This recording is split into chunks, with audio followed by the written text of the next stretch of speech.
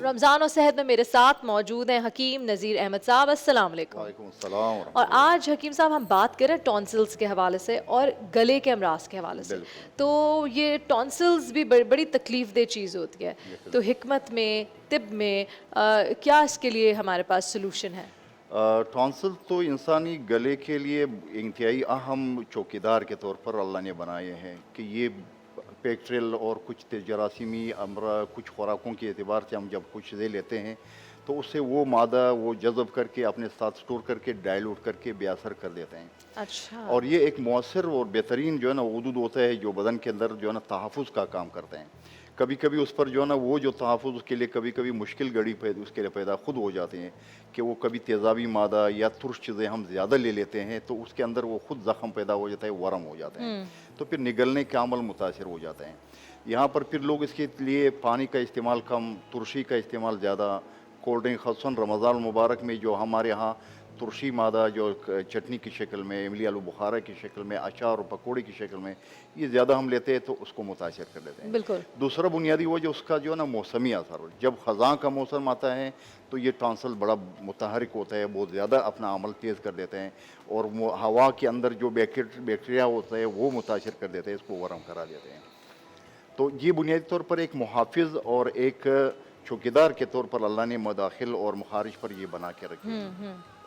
اچھا مفتی صاحب کہہ رہے ہیں, حکیم صاحب مجھے بتائیں کہ جو کیا احتیاط کرنی چاہیے کہ گلا آپ کا, کیونکہ دیکھیں افطار کی ٹیبل پہ تو کھٹا میٹھا سب رکھا ہوتا ہے اور ہم لوگ گرمی بھی ہو رہی ہے اور جیسی افطار کی ٹیبل پہ ہم ٹوٹ پڑتے ہیں, ٹھنڈا پانی, ٹھنڈا شربت, پھر کھٹی چیزیں کھانا, تو سب ایک مکس اینڈ میچ چل رہا ہوتا ہے. تو کس چیز سے ہم احتیاط رکھیں؟ یہ ہوتا ہے کہ ایک خاص نوعیت کی خوراکی نہ لینا چاہیے. کبھی کبھار یہ ہو کہ آپ کی خوراک میں ترشی تو لازمی حصہ ہوتا ہے اور پکوڑے اور اچار چٹنیاں تو لازمی حصہ ہوتا ہے ہمارے خوراک کے, لیکن اس کے توڑ کے لیے بھی کچھ چیزیں ہونا چاہیے. جیسے شہد کا استعمال ہوا, ساتھ نیم گرم پانی, نمک کے غرارے, یہ اس کھانے کے بعد تھوڑا بہت. ویسی سنت طریقہ بھی یہ ہے کہ کھانے کے بعد تھوڑا سا نمک میٹھا دونوں کا استعمال کیا گیا ہے. رسول کے معمولات میں یہ رہا ہے. تو یہ ویسے طب نے بھی اس پر بہت بڑی تحقیق کے بعد یہ بتایا ہے کہ جب آپ نمکین اور بلکہ ترش چیزوں کا استعمال زیادہ کریں گے تو یہاں پر وہ مسل متاثر ہو جاتا ہے, سخت اور ٹھوس ہو جاتے ہیں, نگلنے کا عمل متاثر ہو جاتا ہے. تو آپ کے لیے ادرک کا قہوہ, نمک کے غرارے اور شہد کا استعمال اس کے لیے بہت بہترین. ادرک کا قہوہ, نمک کے غرارے. ٹھیک ہے.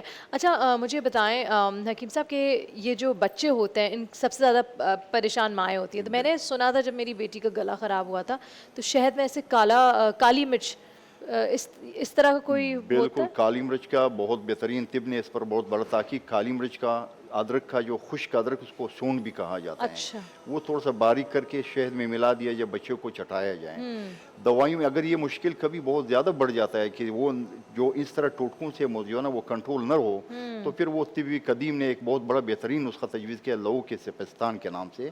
یہ پھر میں دوبارہ پھر ساتھیوں کو لہو کے سپستان کے نام سے ہے. ہمدرد, کرشی, ہاں یہ تمام بڑے دواخانوں میں یہ مل جاتے ہیں. اس کے بچوں کا استعمال اسے کرانے سے لہو کے سپستان اور خصوصاً یہ جو توت سیاہ کا شربت ملتا ہے یہ بھی گلے کی انفیکشن کو, وائرل کو, اس کو بہتر کر دیتے ہیں. بالکل ٹھیک. اچھا اب بچے بہت چھوٹے ہوتے ہیں, ہمیں ڈر بھی لگتا ہے, اسپیشلی جو نیو بورن بیبیز ہوتے ہیں تو ان پہ کچھ بھی ٹوٹکا کرنے سے ڈر لگتا ہے. ہم صرف ڈاکٹر کی دوائیاں دے رہے ہوتے ہیں. تو کیا جب گلا خراب ہو, بچوں کو کھانسی بہت زیادہ ہو, نزلہ کھانسی سب چل رہا ہو, سارا ان کا انفیکٹ ہوا ہوا, تو کیا کوئی چیز ہے جو ہم استعمال کر سکتے ہیں؟ بچوں کے لیے تو بہت ہی ہلکی دوائیوں کی شکل میں بھی یہ ہربل دوائیوں میں کچھ ایسی چیزیں جیسے اجوائن کا عرق ہوتا ہے. تو یہ نقصان دہ نہیں ہوتا ہے چھوٹے بچے کے لیے؟ اس کے بدن پر کوئی اثر نہیں ہوگا, جسم پہ کوئی سائیڈ افیکٹ کا اثر اس کا کوئی نہیں ہوگا. اور یہ مطلب بچوں کی ایج کیا ہوتی ہے, کہاں سے کم کتنا؟ 1 مہینے سے لے کر کے 1 مہینے سے سٹارٹ کر سکتے ہیں اس کو. یہ دوا بطور انتہائی چھوٹی کوانٹٹی میں آپ اس کو اجوائن کو باریک کر کے اس کی چٹکی بھر کے پانی میں حل کر کے دے سکتے ہیں. یا تو آج کل جدید طریقہ کار میں یہ آیا ہے کہ اس کی ارکیات نکالی جاتی ہے. اس طرح ادویات کا,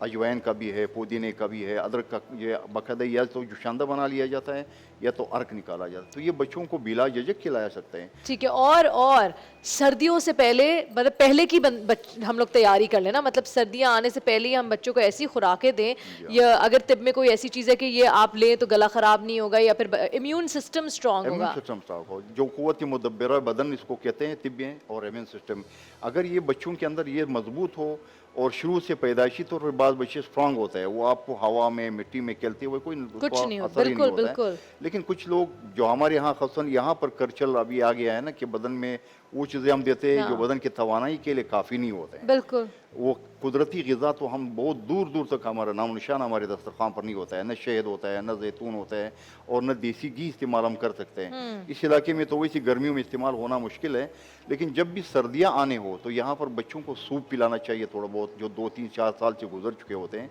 अगर बच्चे छोटे हो तो उसके लिए शहद का इस्तेमाल अगर बाकायदगी से हो तो उसके गले की इन्फेक्शन या गले की जो टॉन्सिल्स हैं ये बढ़ना यानी कवर और हो। सिर्फ शायद उसमें कुछ मिलाने की भी हाँ, जरूरत शायद नहीं कोई है। ज़रूरत। अजवाइन मैंने बता दिया, अजवाइन देसी जो है वो बिल्कुल छोटी क्वांटिटी में ही आप थोड़ा सा वो दे सकते हैं, कम क्वांटिटी में, बट बच्चों के एज के मुनासिबत से वो बहुत बेहतरीन अमल करता है। अदरक का सपूफ जो है ना वो भी शहद में मिला करके देना कोई मुश्किल नहीं बना देता, उसकी जी। सेहत के लिए मुफीद अच्छा, रहेगा। कभी कभार ऐसा भी होता है, प्रॉब्ली ये टॉन्सिल्स की वजह से होता है क्या, कि आपका गला इतना ख़राब हो जाता है कि आप पानी भी पियो, निगलने के लिए हाँ बहुत बिल्कुल, मुश्किल निगलने के लिए भी मुश्किल होती है, एक निवाला भी अंदर जाते हुए ना चुभता है, तो दर्द चुभता होता है। बिल्कुल। बिल्कुल। तो यहाँ पर वो टॉन्सिल वर्म कर जाता है, एक तो वैसी बढ़ जाता है, उसको तकलीफ नहीं ज़्यादा नहीं होता है, सिर्फ निगलने में हल्का दर्द होता है, लेकिन ज़्यादा मुश्किल बढ़ जाए तो उसके लिए मैंने ये लोगों की सिफिस्तान और एक और जो हमारी बड़ी कंपनियों के जो है ना ये अद्वियात बनाते हैं, हमदर्द करशी सबके वो है, वो जवारिशी जालिनूस है। जवारिश जालिनूस का इस्तेमाल गले के लिए मैदे की तफखीर और तेज़ाबी मादों को ये डाइल्यूट करके और बेअसर कर देते हैं।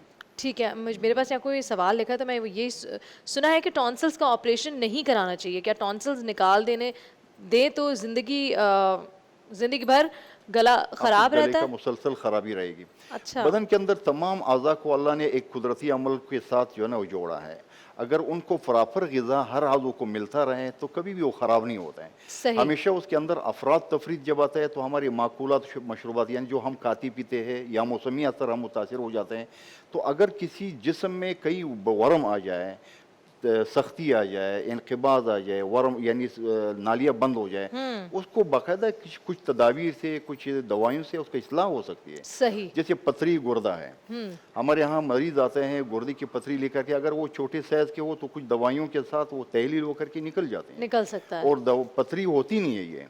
ये एक अजीब मैं बात बताऊं कि गुर्दे में पथरी नहीं बनते, वो फॉस्फेट कैल्शियम या हमारे जो अंगलेट होता है ये जमा हो जाता है। ठीक है जी, okay. Thank you so much हकीम साहब, आपने बहुत पते की बात बताई टॉन्सिल्स के हवाले से और गले के अमराज के हवाले से, और इसका तरीका क्या है, क्या चीज़ हम इस्तेमाल करें। इंशाल्लाह कल फिर आपसे मुलाकात होगी एक नए टॉपिक के साथ, और यकीनन हकीम साहब आपको बताएंगे कि उस टॉपिक पे किस किस तरह हम आप अपनी सेहत को बेहतर रख सकते हैं। अभी वक्त हुआ एक छोटी सी ब्रेक का, ब्रेक के बाद हम वापस हाजिर होंगे। देखते रहिए नूर रहमान इश्क रमज़ान।